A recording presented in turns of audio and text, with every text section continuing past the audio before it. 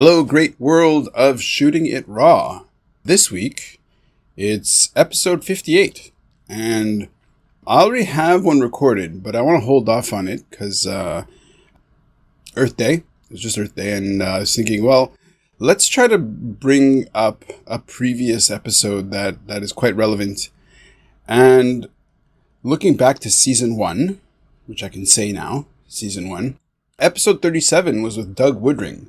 And I'm really proud and really happy with the result and the conversation that we had. And that's what I'm going to reissue as episode 58 because it's my podcast and I can if I want to. So give it a listen. Maybe the second time. Well, first of all, if it's your first time, welcome. Thank you. But if it's your second time, maybe you can appreciate the timeliness of it and the scope and the breadth of Doug's work. So check it out. Okay, thanks. Shooting it raw? Yes, shooting it raw.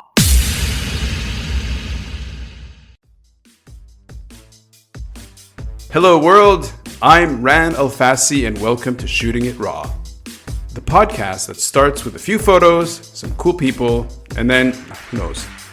In this episode, I'll be speaking with Doug Woodring. He's just flat out amazing. Enjoy.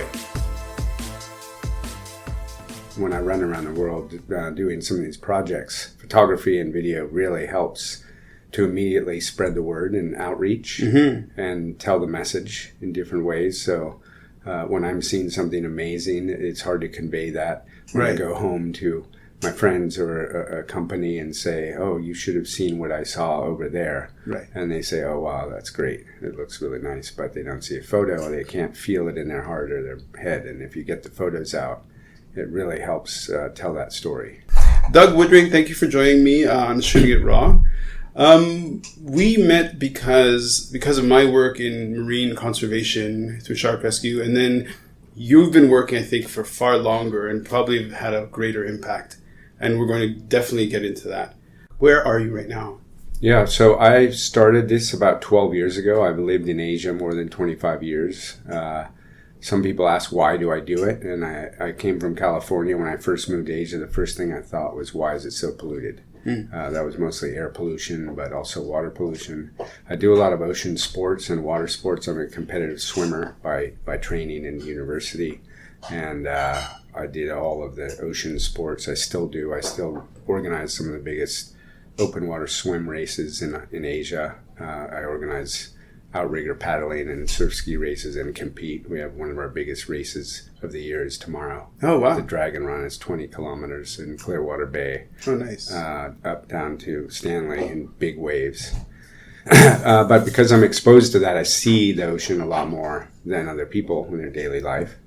But I also was the first foreigner to work in probably one of the biggest companies, fishing companies in the world in Japan. Oh. And I was trading seafood right when I got out of university. Wow. And that is what stuck with my heart and my head. And when I learned about the volume of material, fish, coming out of the ocean on a daily basis from all around the world to feed Tokyo, the money in Tokyo, to feed the money in New York and Hong Kong and London, I said, we have to put a stop to this, or slow it down, because no one is seeing this at all. Wow. And so even in those days, I talked to my friends. I said, someday we have to fix this, and I don't know how. So this was in my brain, and right. I never had a plan to run an NGO. But now I've been doing it for 10 years, and now it's, we're in the right spot, and the topic's big, and so... Okay, plug your NGO for a second. Ocean Recovery Alliance is our NGO. We're going to say Ocean Recovery Alliance a lot, so people can remember it. Right. Ocean Recovery Alliance. Okay, amazing. Let's just dive into the photograph, and what I'll do is I chose this one to start with. Okay, that's Skyscraper. Okay, it's called Skyscraper? Yep. Okay, so I'll describe what it looks like. So essentially, it's a sculpture outside of a building. The Sands Casino in Singapore. Oh, okay. In front of the museum. Oh, wow. Yeah. Okay. This was right before COVID, November through January. Amazing. This year. So it's a photo taken from afar. You have the sky taking up, say, the top third of the image. you've got a building, which I guess is the museum on the right, and emerging from the bottom of the photograph up and to the right is a sculpture of a whale. It's a fantastic. Who's the artist who did this?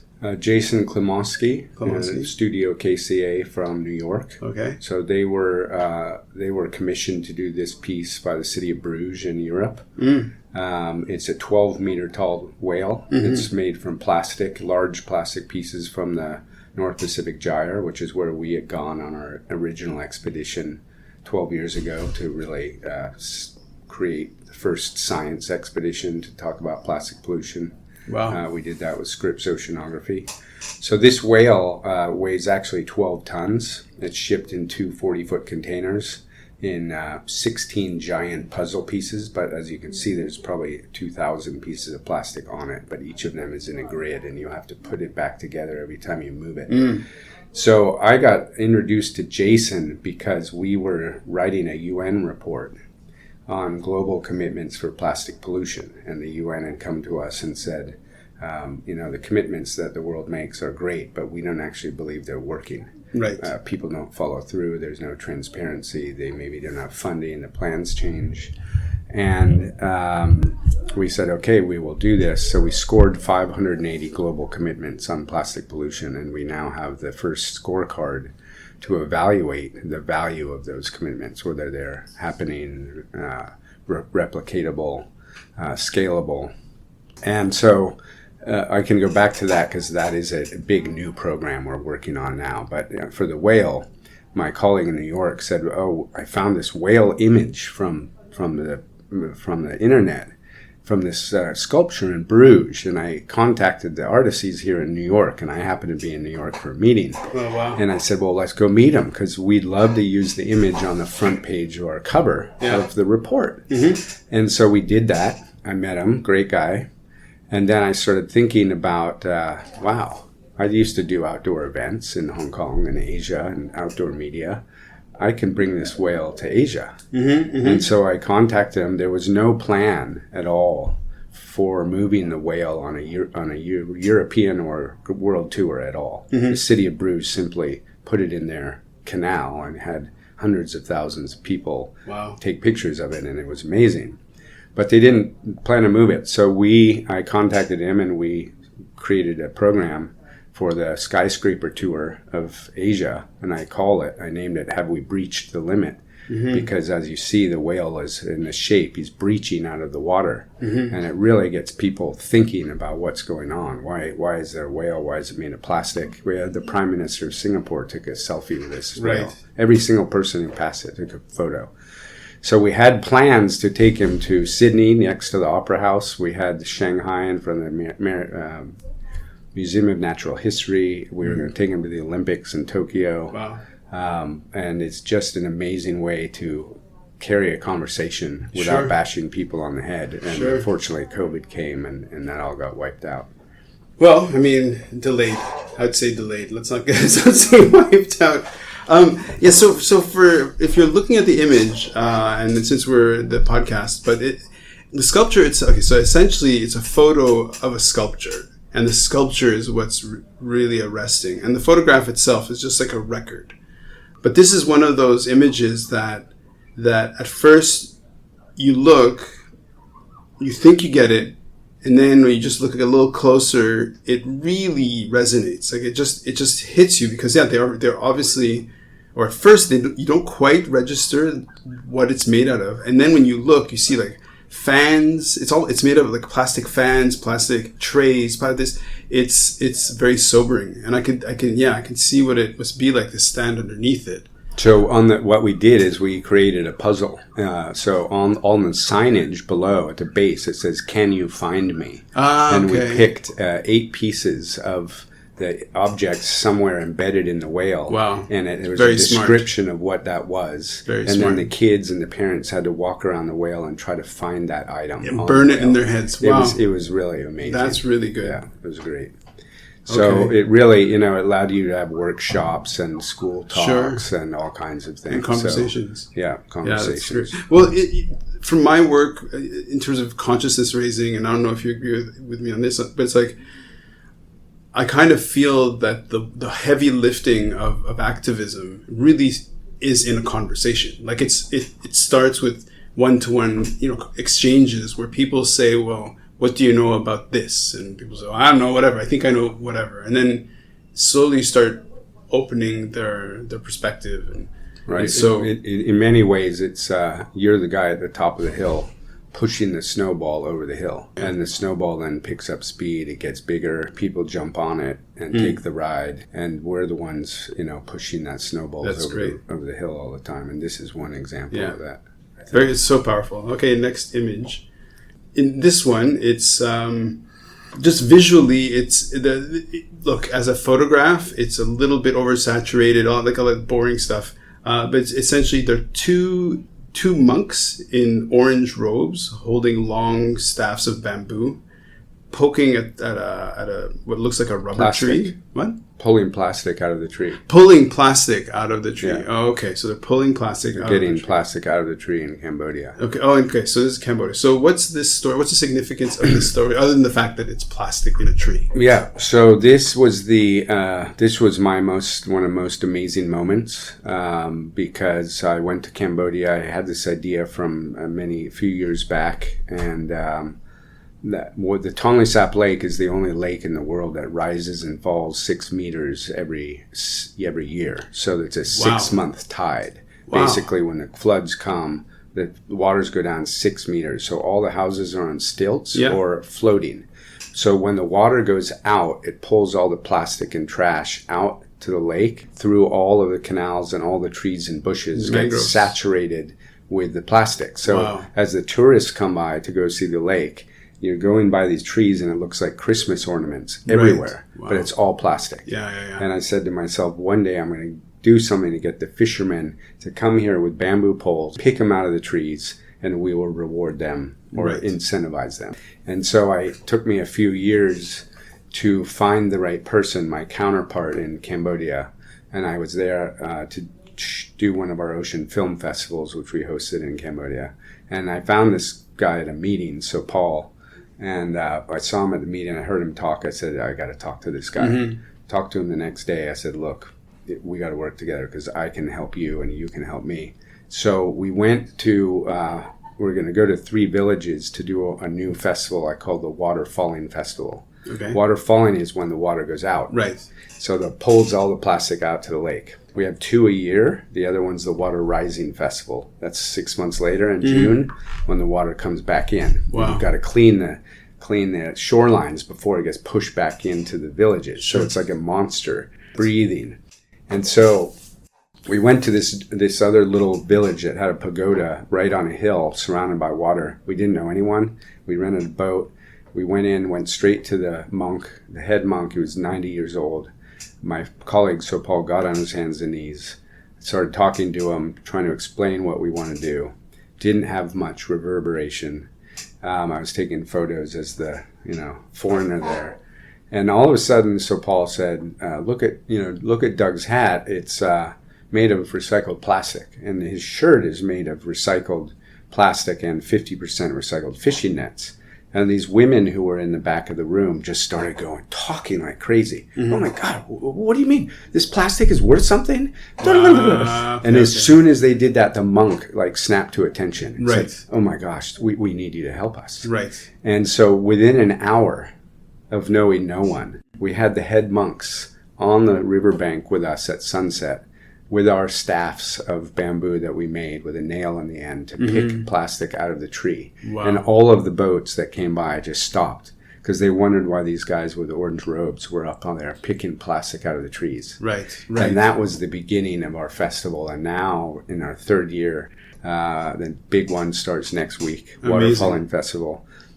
We had 0 government support. We didn't tell anyone. We had no PR.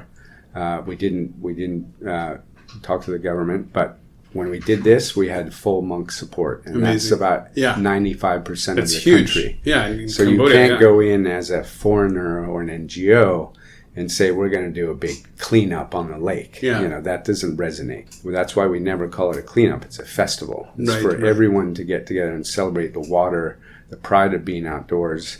Now we have full federal government support, and now they've just told us to go to 30 villages this week, which is amazing. And this is just what I had envisioned, that we're going to take over the lake in a great way. That is so great. Okay, so one of the, I don't know if you've checked out the podcast, or anything like that. So we start off with pictures and see where we lead. One of the sort of the pillars, the values of the podcast is like, if every second is a gift, how do we make the most out of it? In this case, it's about talking to people who are doing amazing stuff. And what I want to do is get people who can inspire other people. And just 2 photographs in, I'm just like, you're amazing. Like it's such great work. And there's no pomp. There's no, you have this sort of humble calm about you. I like it just so, and then when you're telling me the results and the process and the sort of the progress of kind of getting this to happen, it's so inspiring. This is someone asked me last night. I did another podcast and I got to talk about a lot of things that I also don't usually talk about. Hong Kong to me is a bit of a black hole for this kind of discussion. I do work all around the world, and most of it is not in Hong Kong because I don't feel that there is a gravity of this kind of thinking outside of our city and how to do big things for the world. So I went in solo. Wow. This was pretty much all unfunded. And what we did, it's the most powerful thing I've ever done. We've impacted over 15,000 people. We've used our global alert app to unite 4 villages along a river because they all never really worked with each other, the chiefs, and now we got them to fishermen put up nets along the river so the nets catch the plastic and they recover from it. We have been monitoring that, and they never in their own head dialogue the fact that the river equals the lake. Right. And the river equals the fish because they don't really travel much outside 1 kilometer. And so now they all realize they're tied together by their river, Siem Reap River, and it impacts the lake. And now they're all on the same team. That's so good. And it's amazing. And we have something called the Dream Team. Dream Team is the Tonle Sap Dream Team is a group of photo hobbyists who take video, photo, and drones.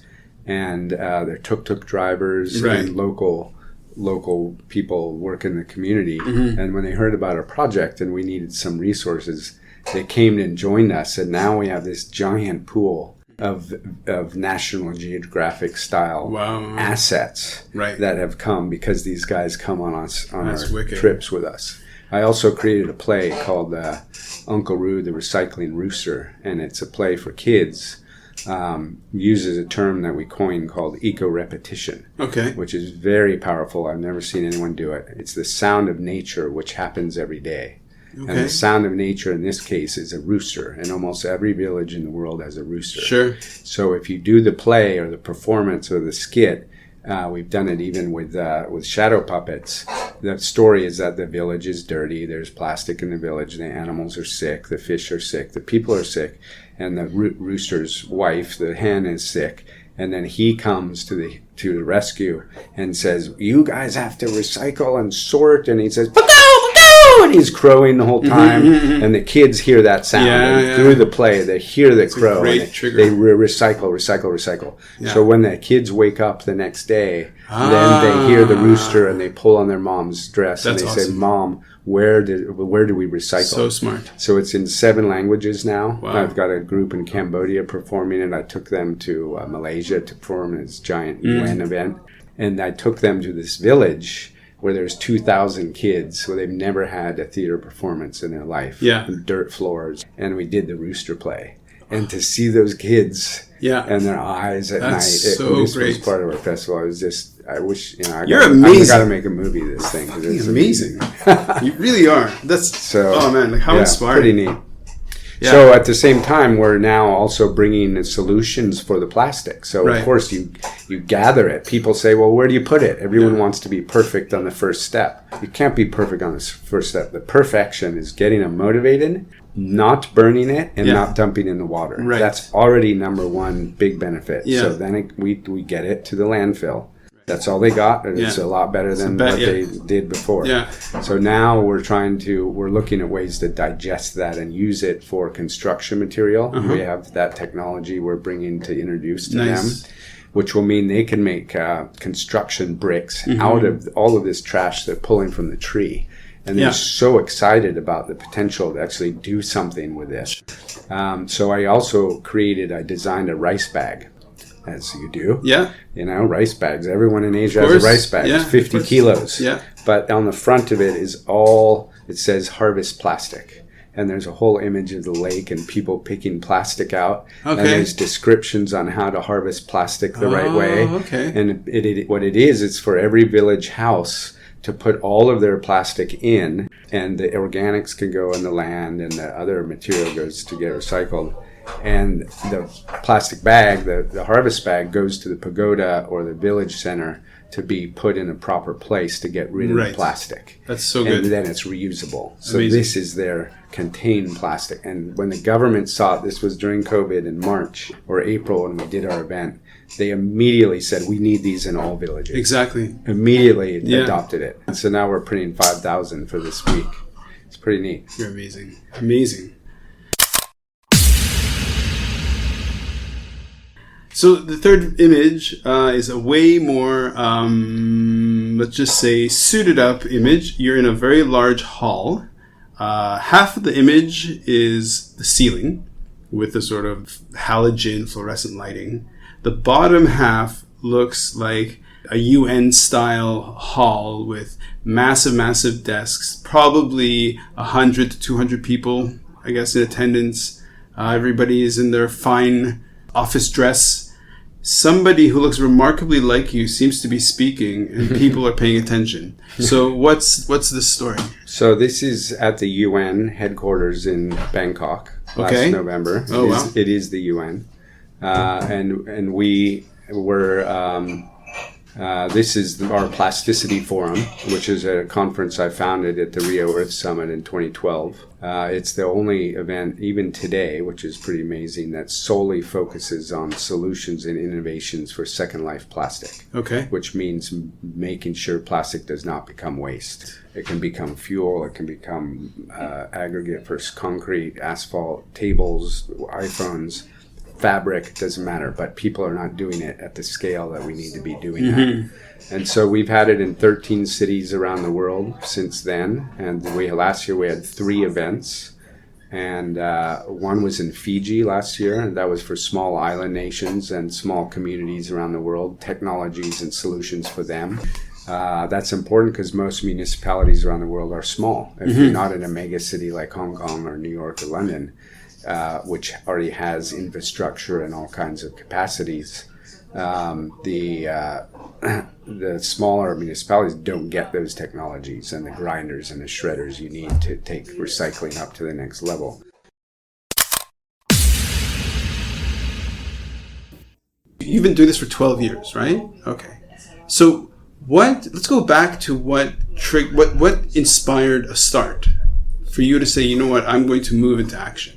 Yeah, so I think that's a good question. When I was here more than 12 years ago, I was doing some work with new startup companies trying to get into their technologies. So one of them was with wave energy, ocean wave energy, and which I really believe in. It's a very under-entrepreneured renewable energy, but 1,000 times more powerful than wind because of the density of water, but very tricky to work with. And at that time is when I heard about the North Pacific gyre and the plastic in the ocean for the first time, and I said, what is this? I never even heard of it. And I thought of myself as fairly knowledgeable about global environmental issues.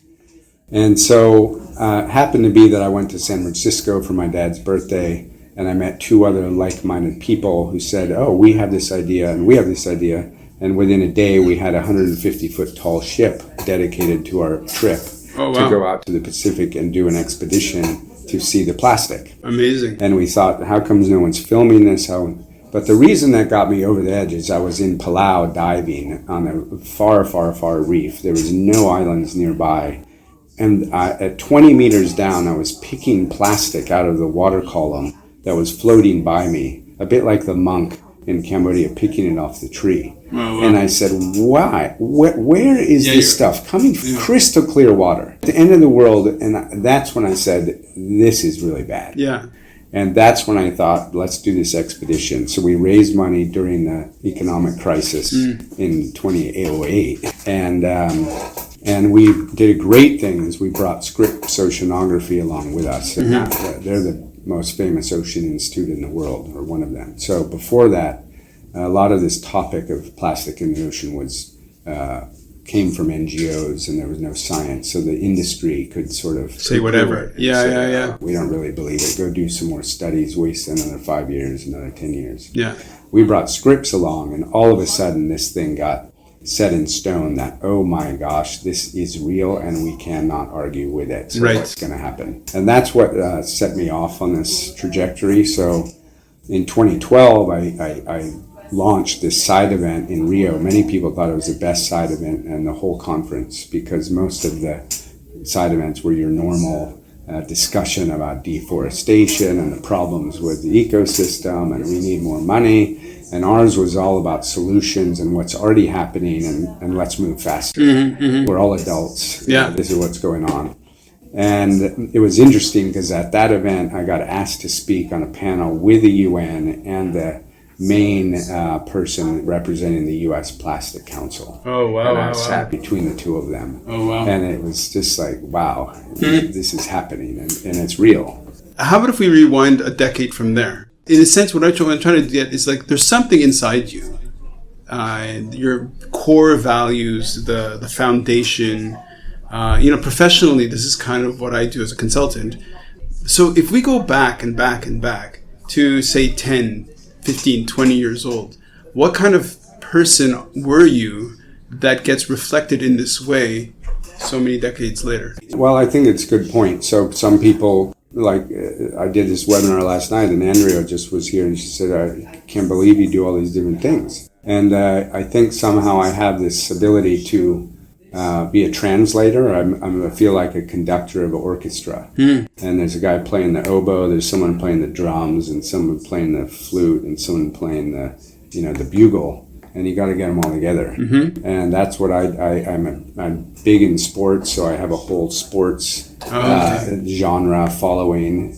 I have a business background. I have an MBA from Wharton. I was in the finance industry here. I actually set up Merrill Lynch's first framework for a global environmental tech fund in '98. Wow. Which was before Al Gore was even talking about climate change. Because I was out in Asia and I saw that the only way to change these things is through technology. Okay. And it's not digital technology, where everyone had a brain rush about going into the internet, but they forgot about water technology and machines that do all these things. So I think I have a master's in international relations and I studied environmental economics. So in my head, I always wanted to do something big for the environment. Wow. I just didn't have the capacity in those early days how to move the dial. Wow. But I think I'm quite good at connecting different people. So when I speak at events and maybe a few people come to me and I always remember, oh, that person will be good for this thing and that person's good for that.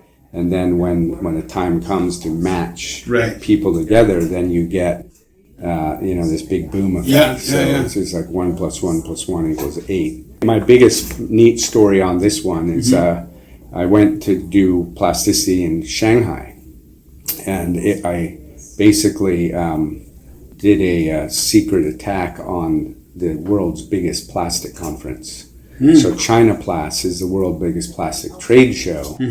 And I got introduced to the organizers who are from Hong Kong, and I said, I think we should do plasticity because it's about recycling and corporate social responsibility, it's greening. China needs this discussion. And they said, no, we don't think it's ready yet. Thank you very much, it's not ready. And when they said that, I said, sorry, but I think China is ready. And I don't think you have your foot to the ground. Yeah. And so I went ahead and did it anyway. Oh, good for you. And about 2 months later, it turns out that the World Plastic Council has been courting China to become a member of the World Plastic Council. And they really wanted to lure China into their membership. and China joined. And so I went back, and this group, World Plastic Council, was supporting our group because they understand we have a very good discussion that's reasonable about how to solve these problems. And so I went back to the organizer of China Plastic and said, well, China Chemical, Association is now supporting our event. Right. Yeah, I think you should probably too. Yeah. So they backtracked and they ended up supporting. So we basically gazumped them and we put it right in downtown Shanghai and got all the officials from their big event came to ours. And I guess the compliment is now they're copying our event and now they're doing it themselves. I really hope whoever's listening to this is getting inspired because, man, that's so good. That's so inspiring. Was there an outcome out of this particular meeting that you thought really was a big positive step forward? Well, when we have these one-day conferences, it's about getting people together and having people meet each other in groups that never would talk together. Okay. So it's not as if we're trying to create a big policy or mantra. This is sharing. I gave an example yesterday of one of my events in Sydney we did. And a guy came up to me right at the end. And he says, "Hi, Doug, that's a great conference." I said, "Oh, what do you do?" He says, "Oh, I make surfboard equipment." And I said, "Like what?" And he says, "Oh, I make handboards for body surfing." And I said, "Well, I body surf. I've been body surfing for 30 years. I've always wanted, what's yours look like?" "Oh, mine's a wood one." And I said, "Why don't you make it out of recycled plastic? I've been wanting to do this for 10 years, but I didn't know how to make the mold and I didn't know a brand." And he said, "Yeah, I'd love to do that too, but I didn't know how to do it." And I looked in the room, like this photo. Nice. I said, "That guy knows how to grind it. Oh, amazing. He has the molder. You have the brand. We have the story. Within 5 minutes, we created this, and it's now a marketed product in the first one. And that came within 5 minutes. Wow. And that's what we do at these kind of events. For Cambodia, just because I was looking into precious plastics. Have you heard of precious plastics? Yes. Yeah. Okay. So in Cambodia, is that part of the idea is to kind of create these sort of localized processing, or do you want to have more of a centralized processing?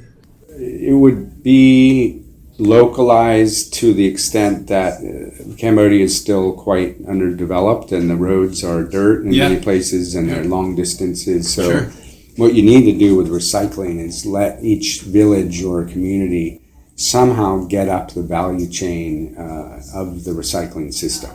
So instead of having a big pile of plastic bags that fly around, you want them to clean them and shred them and compress them. So then the guy with a truck will come and say, "Okay, I'll come and I'll get your 10 tons, not your 10 kilos." Right. So then that village has something to sell or trade.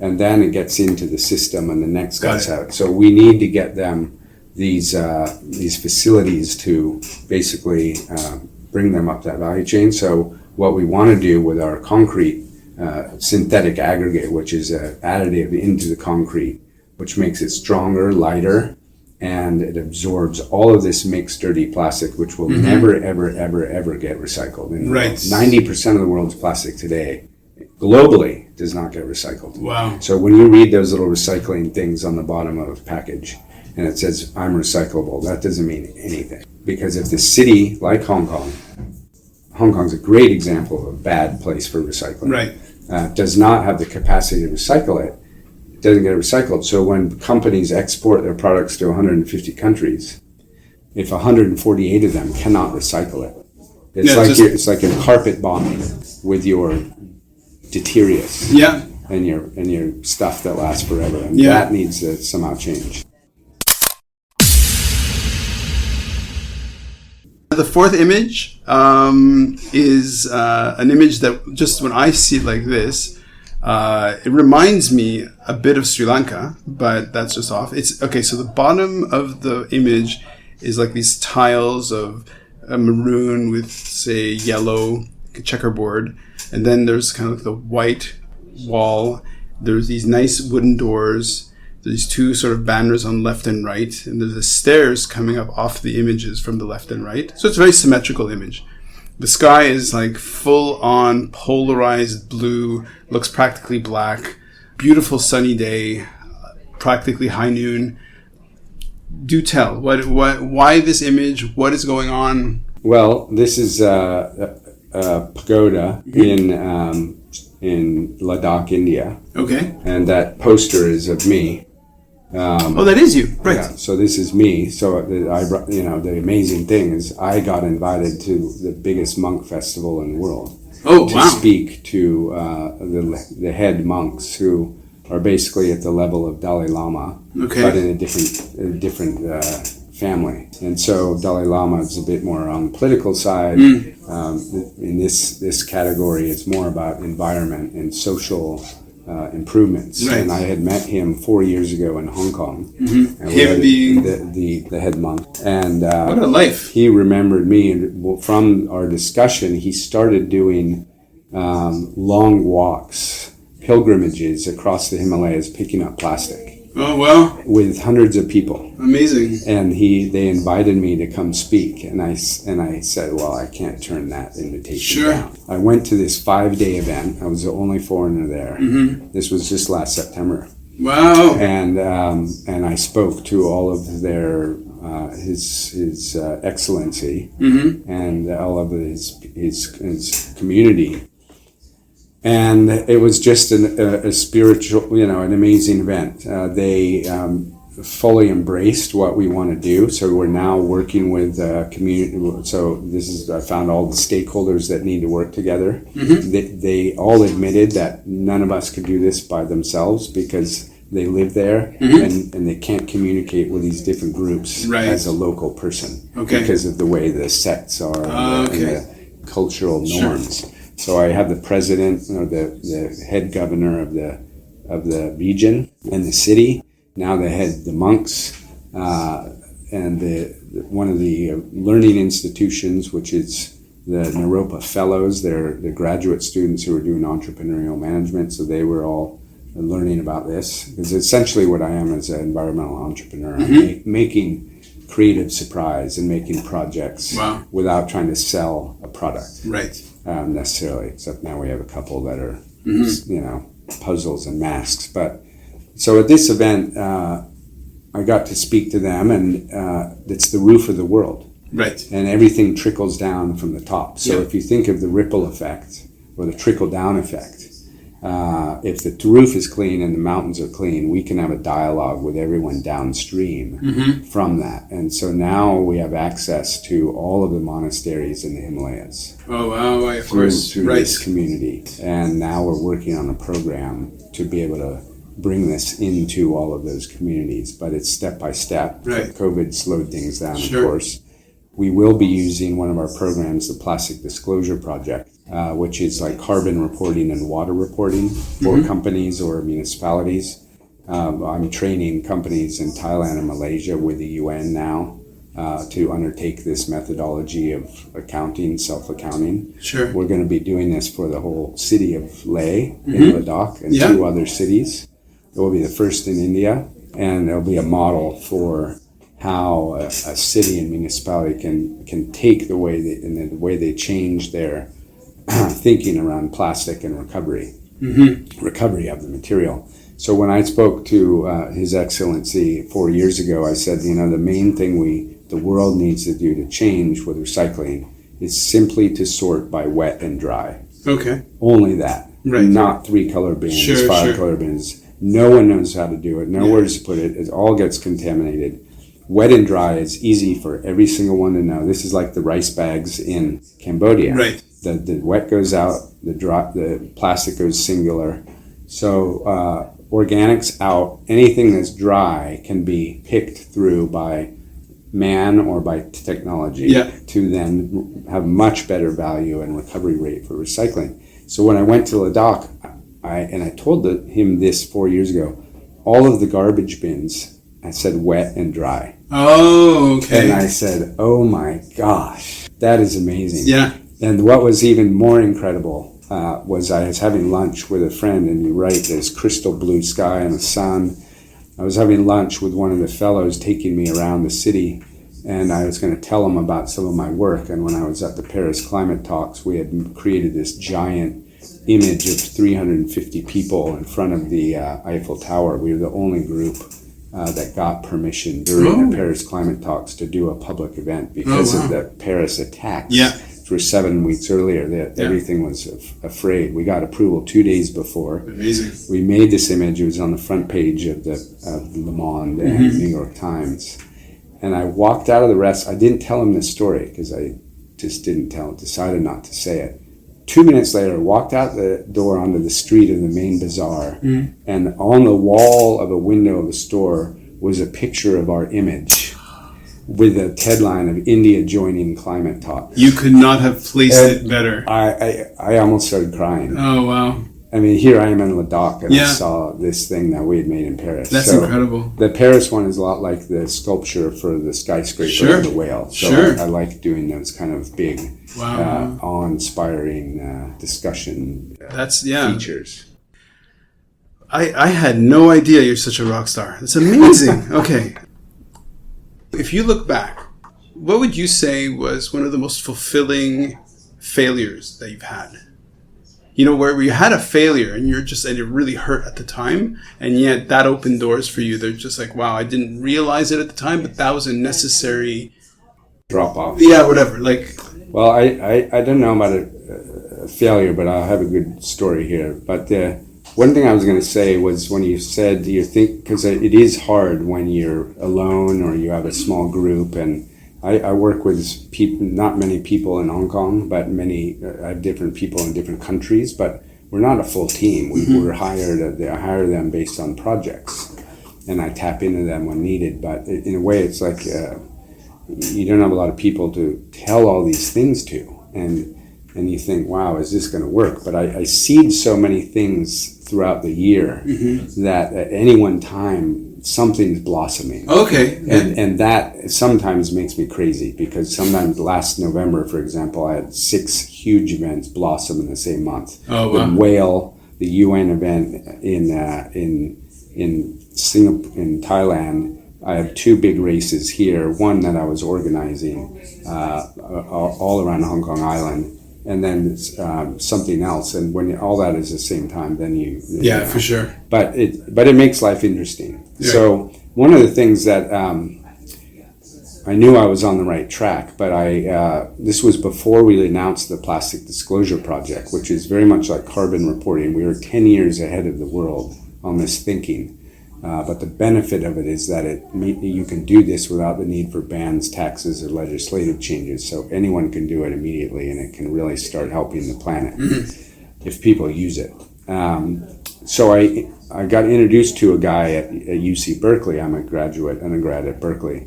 And I didn't know who he was. I didn't spend time to look at his background. And I talked to him. I didn't really tell him everything I was planning to do for this because I didn't want to expose it, but I gave him some ideas. He said, "Oh, no, I think that's a really bad idea. You shouldn't do that.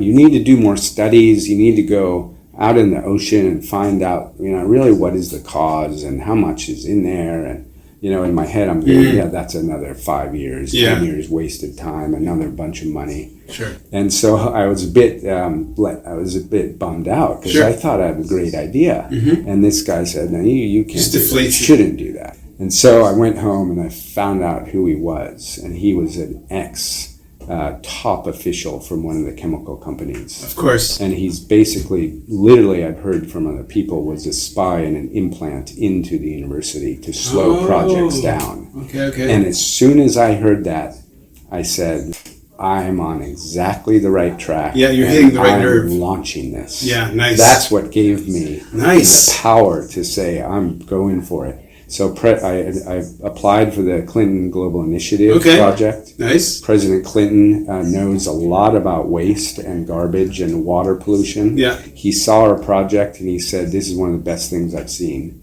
And out of his 4-day event, he put our event announcement at the opening plenary in New York with him. And so I was there, and they said to me the night before, Doug, you might not be able to be on the stage with President Clinton tomorrow morning. I said, why? Because there's 2 CEOs from the chemical companies will be in the audience, and we're not sure if we can do this. Because this was a real affront at that time, 10 years ago, on this topic. And they called me about 8 p.m. They said, Doug, we can get you on stage. I Nice. said, what happened? They said, well, the CEOs can't make it. They won't be there at that opening session. So President Clinton agreed to do it. So there I was up on the stage, and we announced this thing to the world. Nice. That disclose your plastic footprint. Wow. It was amazing. Dude, yeah. To use a real So cheap word, amazing. Yeah. So what? Amazing? No, it's crazy. But we're still here. We are 10 years later, and it's only now catching up to be the time when all of this is ripe. Luckily, I'm still here doing it. Right. Because often I do things and then it's too early and I move on to another.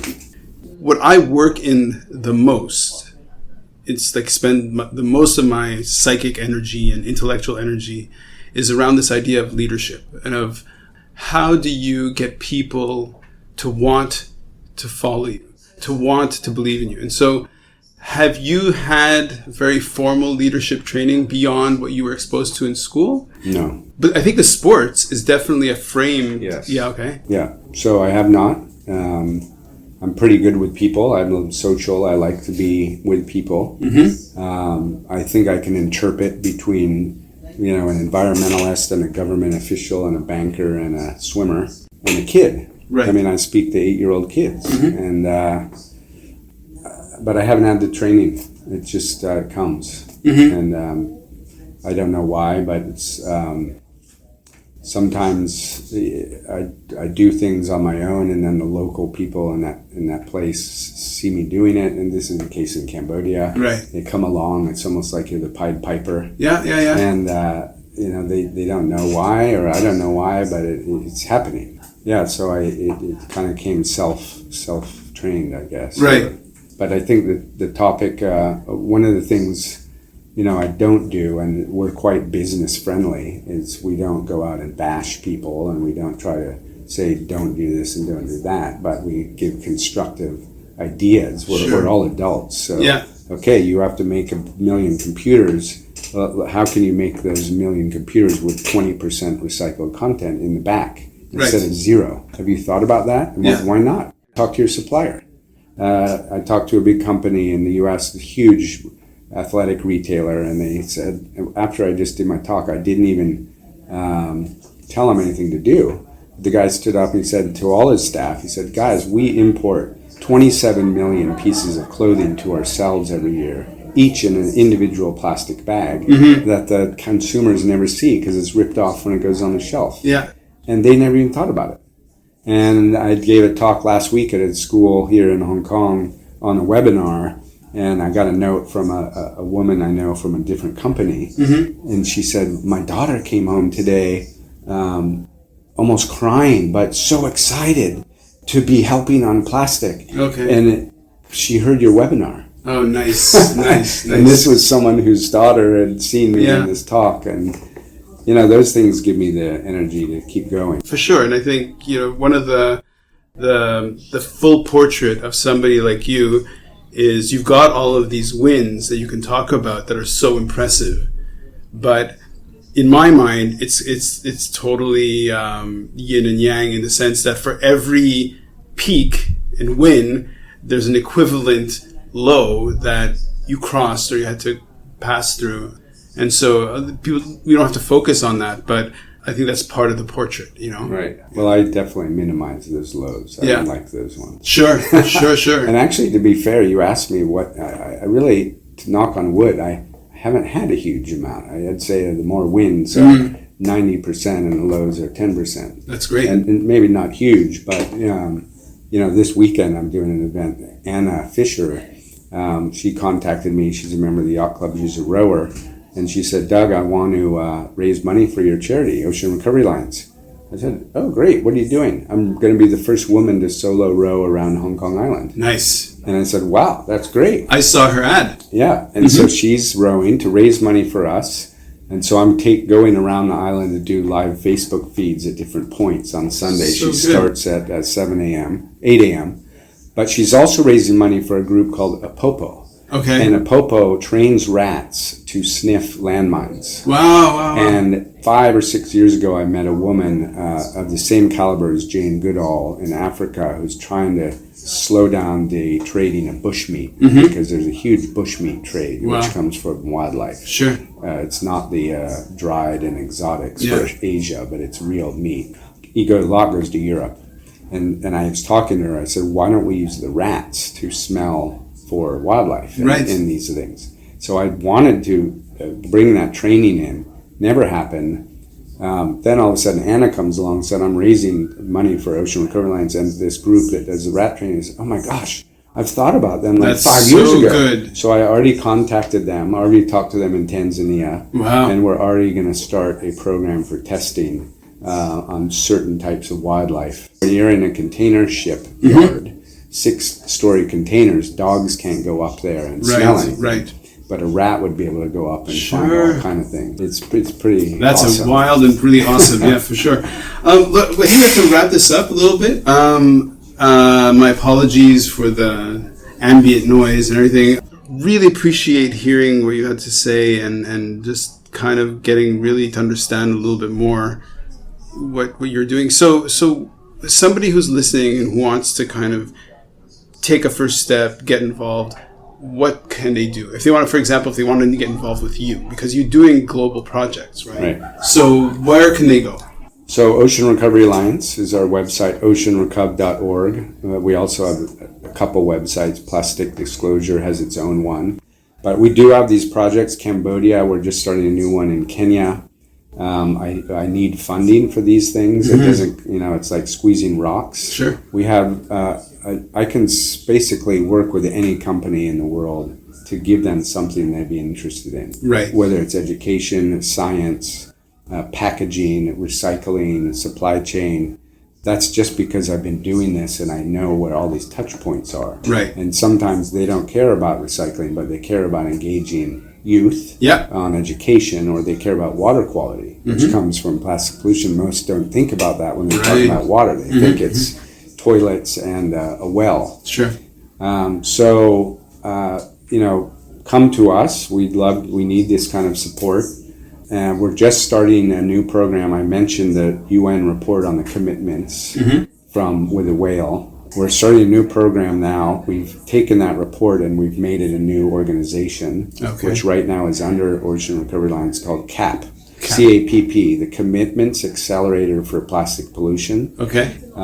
It is, so if you make a commitment as a company, an NGO, a university, and a municipality, we have a scorecard and a toolkit for you to make better commitments. So you come out of the gate with a stronger commitment, a faster one, more replicable. Doesn't matter how big it is, but it will come out with better structure and more likely to succeed. We now have 3 nations as our partners, Fiji, Curacao, and Seychelles. Oh, wicked. One in each big ocean area. So we're doing a press release with Fiji next week to announce this, just coming public. Nice. So you can, make a commitment. And once you make a commitment, you can then use our Plastic Disclosure Project to look at your company and see how you do the baseline metrics, and then from there you can work on where you're going to make the improvements. So, wicked. Thank you. Thank you so much. Look, such a pleasure. Okay, just elbow me, dude. I really thank you so much. Thank you. Thanks for having me.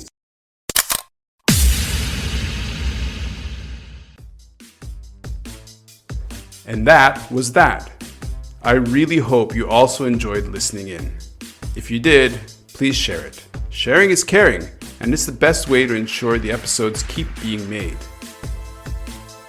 If you want to know more about Doug, check out the episode notes for his links.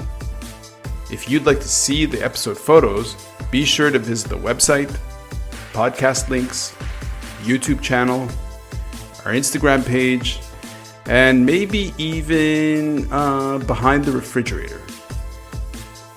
Shooting It Raw was hosted by me, Ran Alfasi, and is produced by Service Detox Consulting.